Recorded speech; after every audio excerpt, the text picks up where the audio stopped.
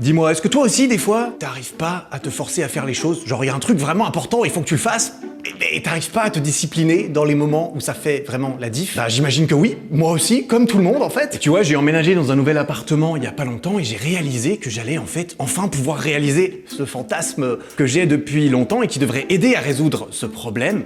C'est un peu fou, c'est un peu bizarre, enfin tu me diras ce que t'en penses, et je t'emmène avec moi dans cette expérience. Alors je vais avoir besoin de deux choses principales pour réaliser ça. La première, ça va être d'avoir une pièce avec un bureau, enfin plus précisément une pièce avec juste un bureau. Et ça en fait, j'ai le luxe de pouvoir l'avoir maintenant, en tout cas en attendant que j'en fasse quelque chose de plus normal. Et j'ai besoin d'une autre chose très importante pour ça, ça va être un objet très spécifique avec une fonction inhabituelle mais obligatoire. Et ça par contre, je n'en possède pas, donc je vais devoir aller le commander tout de suite. Ok, donc on va directement aller chercher ça. Je sais que ça existe, j'ai quand même vérifié. Par contre, c'est pas donné, putain. Alors, 200 balles. Bon, ça a l'air de faire le taf, mais j'ai pas besoin d'un truc aussi gros en vrai. Il y a pas d'autre. Il y a ça en fait. Ça, c'est plus petit, c'est moins cher, ça fait le taf. Ok, je crois que j'ai trouvé, je crois que c'est ça. On va partir là-dessus. Ajouter au panier. Date de livraison dans 6 jours. Commande passée, merci. On se retrouve donc dès que je l'ai. Bon, alors, est-ce qu'on a reçu quelque chose? Oh, mais quelle surprise! J'ai même ma caméra et mon micro, t'as vu, c'est coïncidence de fou. Bon, du coup, pourquoi est-ce que je veux m'infliger ça? Putain, l'écho est ouf. Tu vois, en gros, mon travail, c'est de créer. C'est ça le plus important, c'est ça qui me plaît en plus. Et c'est ça sans lequel tout ce que je fais à côté, ça a aucune valeur. Tu vois, moi, il faut que je pose mes idées par écrit, que je les ordonne un petit peu avant de passer à l'action, parce que c'est comme ça que je fonctionne. Et le plus dur pour moi, c'est ce combat de tous les jours pour me mettre devant ma feuille plus ou moins blanche, pour finir avec une nouvelle vidéo ou un nouveau podcast, un nouveau programme, un livre, un jour peut-être, grâce à cette méthode. Et ce combat de création n'est jamais bien parti, déjà grâce à la montagne de trucs secondaires que je peux rationaliser comme étant plus urgent à faire, tu vois. Mais en plus, c'est pas vraiment les distractions qui manquent dans mon environnement ou bien sur Internet en général. Bon, je crois qu'il est temps de te montrer ce que c'est et en quoi tout ça va consister. Tada! Ou plutôt... Tada! Ça ressemble toujours à rien.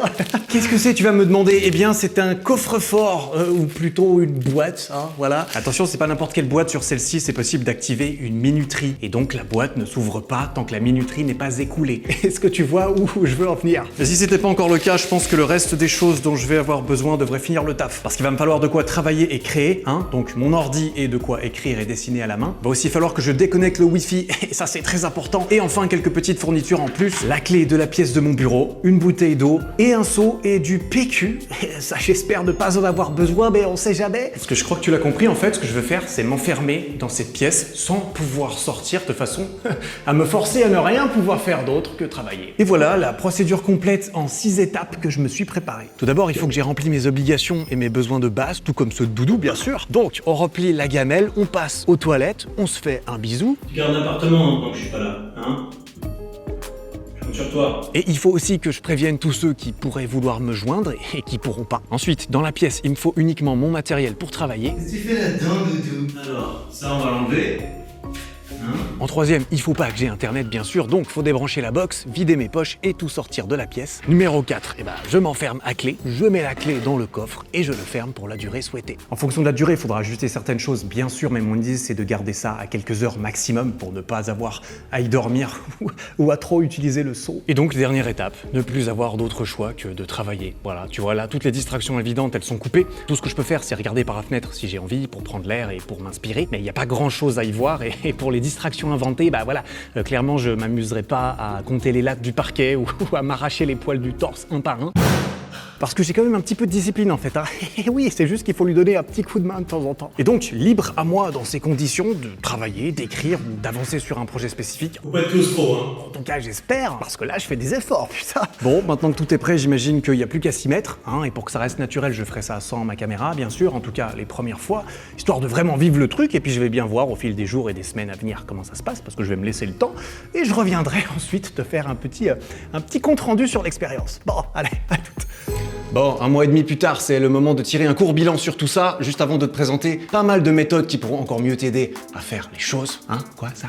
Ah ouais, ça. Movember, je sais pas si tu connais, je t'avoue, je sais pas encore si je vais faire ça jusqu'au bout, je sais pas si j'ose sortir de chez moi comme ça. On va voir. Et tu vois, Doudou, ça lui va bien, c'est pour ça que je me demande. Bref, j'avoue que j'ai eu du mal à m'enfermer pour la première fois, hein. J'ai clairement repoussé pendant 2 ou 3 jours avant de m'y mettre. Et à peine j'étais dedans pour ma première heure que immédiatement, j'ai réalisé que je ne pouvais pas aller aux toilettes. Et donc, bien sûr, ça m'a donné envie. Évidemment, plusieurs fois, j'ai réussi à m'enfermer dedans sans avoir pris tout ce dont j'avais besoin, parce que j'ai pas l'habitude d'avoir à y penser avant. Genre, il me manquait un disque dur, ou alors je pouvais pas aller chercher un fichier sur le cloud. Putain, j'ai besoin d'un truc qui est dans les notes de mon téléphone. Évidemment, j'oublie tout le temps de prendre ces trucs. La plus longue session que j'ai faite, ça a été 3 heures, mais je me suis rapidement rendu compte qu'en fait, je pouvais découper ça en petites séances d'1 heure, comme ça j'avais une petite pause entre deux pour aller aux toilettes. Sauf qu'en fait, j'ai vite compris en expérimentant que le plus difficile, c'est justement de se remettre dedans après la pause. Donc j'ai plutôt favorisé les incarcérations longues, tu vois, pour mieux rentabiliser chaque décision de m'enfermer. Va dormir, Doudou, va dormir, j'arrive. De même comme on pouvait s'y attendre, j'ai réalisé qu'une fois dedans, j'étais lancé et je pouvais continuer plus facilement, même sans la contrainte imposée. Et c'est pour ça que plusieurs fois, je suis resté encore bien 30 minutes après que la boîte se soit ouverte, parce que je voulais absolument finir ce que j'étais en train d'écrire avant d'aller aux toilettes. Putain, désolé, ça tourne pas mal autour des chiottes cette histoire, bon, c'était pas prévu, voilà. Parce que non, je n'ai pas utilisé le seau, désolé. Hein? Et toi non plus. Mais par contre, j'ai rapidement associé cette pièce et ce nouvel environnement au travail créatif, donc c'est devenu de plus en plus facile de me mettre au taf une fois dedans, si bien que l'autre jour, je me suis mis dedans, voilà, comme d'hab, mais sans m'enfermer, et j'ai très bien travaillé pendant plus d'1 heure. Le problème reste bien sûr que je peux sortir à tout moment, et que c'est donc bien plus facile de me convaincre que j'en ai marre, que j'ai envie d'arrêter, et donc de me barrer. C'est ouvert, mec. Et finalement, dans tout ça, le but premier, c'est de m'aider à mieux créer, c'est pas juste de faire le spectacle, tu vois. Donc la pièce vide, c'était surtout pour cette vidéo, on est d'accord. J'ai fini par mettre quelques meubles dans la pièce en fait. J'ai pris mon casque aussi à réduction de bruit, bref, j'ai essayé de rendre le tout encore plus agréable et efficace. Ok, 1h30, c'est parti. Tu sais ce qui est méta sur ce coup-là, c'est que je m'enferme dans cette pièce pour pouvoir écrire les conclusions de cette vidéo pour laquelle je m'enferme dans cette pièce. Ah purée, c'est pas possible. En conclusion, le plus dur reste de me convaincre d'aller m'enfermer, mais c'est devenu de plus en plus facile et à chaque fois, j'ai super bien travaillé pendant toute la durée que j'avais choisie avant de pouvoir revenir auprès des miens. Doudou ? Et la preuve, c'est que j'ai encore tous mes poils, regarde. Bon, maintenant t'inquiète pas, je t'entends bien, tu n'as peut-être pas de pièce chez toi que tu peux dédier à ta noble cause. Voici donc 7 méthodes en plus qui sont très efficaces pour se forcer à faire les choses. En premier, tu peux dépenser aujourd'hui des ressources pour espérer que ça te motive demain à te bouger pour pas qu'elles soient gaspillées. Par exemple, payer un abonnement dans une salle de sport, ça peut te mettre la pression pour y aller pour le rentabiliser, ou alors acheter du matériel de sport pour pouvoir t'entraîner chez toi, par exemple sur ericflag.com. Après, moi je dis ça, je dis rien. Et dans le genre des dépenses perdues, un bon exemple est que tu seras souvent bien plus motivé à suivre un programme de sport que tu as payé plutôt que le même programme ou un autre que tu aurais eu gratuitement. Deuxième méthode, utiliser d'autres personnes pour se mettre la pression. Par exemple, en plus de payer ton abo à la salle, tu annonces à tes potes que tu commences aujourd'hui une transformation physique. Les gars, c'est parti, road to beau gosse, en ce qui me concerne en tout cas, transformation physique 3 mois, c'est t'y part, vous allez voir, ça va être le feu. Après voilà, la peur d'être vu comme un beau parleur, ça peut aider. Là, je pense que je vise plutôt plus 15 kilos de muscles. Mais attention à pas trop t'avancer non plus. Ça me semble un peu facile, il faut commencer gentiment. Un autre moyen d'utiliser la pression sociale peut être d'avoir un pote d'entraînement. Comme ça, l'un pourra pousser l'autre à ne pas se trouver d'excuses pour rater des séances. Pour aller encore plus loin dans la pression, tu peux avoir recours à un mentor ou un coach ou un prof, bref, n'importe qui que tu vas payer pour te forcer à te pointer et à faire le taf. Par exemple, en plus du reste, si t'as un coach qui t'attend à la salle, tu vas encore plus facilement te convaincre d'y aller parce que sinon, non seulement tu le payes pour rien et tu pourras pas bénéficier de ses connaissances, mais en plus tu vas le décevoir.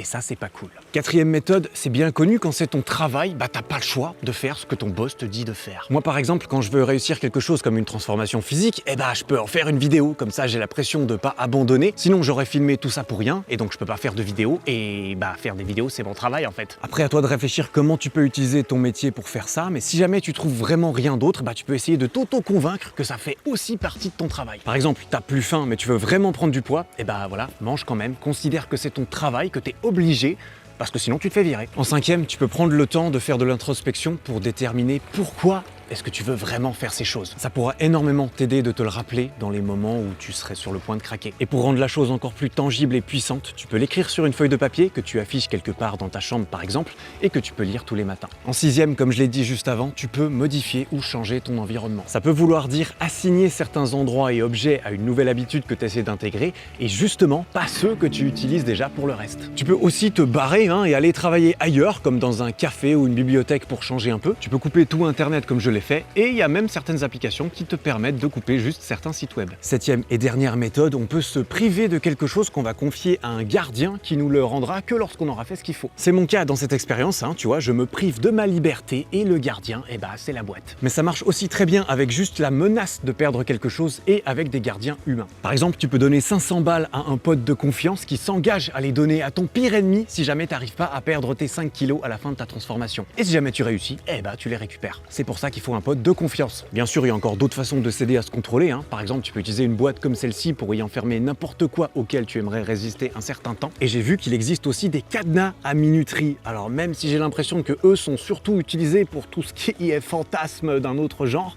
eh bah avec un petit peu d'imagination, je suis sûr que tu peux en faire quelque chose de bien. Enfin voilà, il n'y a pas de souci après, hein. Tu fais ce que tu veux. N'en sers pas dans ta vie privée jusque-là, on est d'accord. Si jamais tu veux plus de détails et d'exemples sur toutes ces méthodes, j'ai fait un épisode de podcast complet dessus et je pense qu'il te plaira. Je te le mets en description ainsi que toutes les choses que j'ai citées dans cette vidéo, comme par exemple ce livre que je te recommande pour apprendre à travailler de façon plus concentrée et plus rentable, ou encore celui-ci qui m'a vraiment aidé personnellement à m'y mettre et à me prendre pour un professionnel dès ma première vidéo YouTube et jusqu'à celle-ci, voilà, bah, apparemment ça a marché. Bah voilà, abonne-toi si tu veux pas rater les prochaines vidéos de développement physique et mental comme celle-ci. D'ailleurs, j'espère que tu l'as appréciée, que tu as trouvé quelque chose d'utile là-dedans. Elle est terminée maintenant, moi je vais rentrer chez moi.